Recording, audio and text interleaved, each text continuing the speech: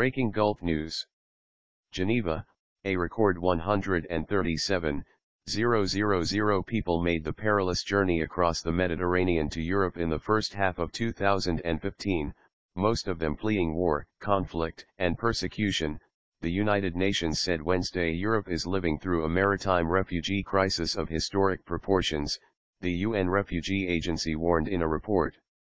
The numbers flooding across the Mediterranean, often in rickety boats and at the mercy of human traffickers, have swelled 83% compared to the first 6 months of 2014, when 75,000 people made the journey, it said.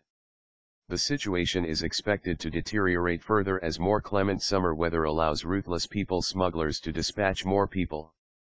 Arrivals in the second half of 2014 were for instance nearly double those of the first half, UNRWA pointed out.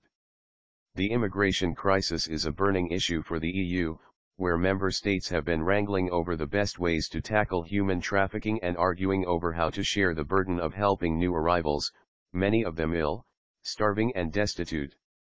The soaring numbers arriving in Italy and Greece, before moving on to other northern European states in the hope of finding jobs, has sparked outcry and growing anti-foreigner rhetoric in many countries. The report hailed Brussels' decision to distribute 40,000 Syrian and Eritrean asylum seekers who have already arrived in Europe among EU members, but called for greater solidarity between countries to help both the migrants and the states worst affected by the crisis.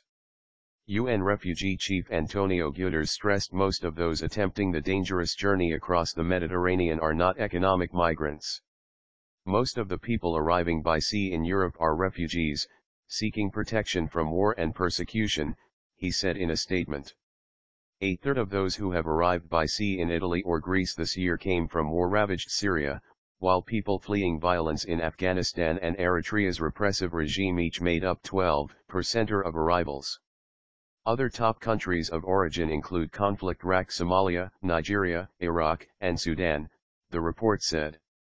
This year has also seen a sharp increase in the numbers of people dying as they try to cross the Mediterranean. So far 1,867 have been killed, 308 of them in April alone. The unprecedented number of deaths that month spurred European leaders to significantly broaden search and rescue operations in the Mediterranean, cutting fatalities to 68 in May and 12 in June. With the right policy, backed by an effective operational response, it is possible to save more lives at sea, Guterres said. Still, for the thousands of refugees and migrants who continue to cross the Mediterranean every week, the risk remains very real, he added. Many of those fleeing to Europe first seek safety in overburdened neighboring countries such as Lebanon, where a quarter of inhabitants are now Syrian refugees, the report said. The UN also noted a shift in migration patterns, with the number of people traveling the eastern Mediterranean route from Turkey to Greece now surpassing the route from North Africa to Italy.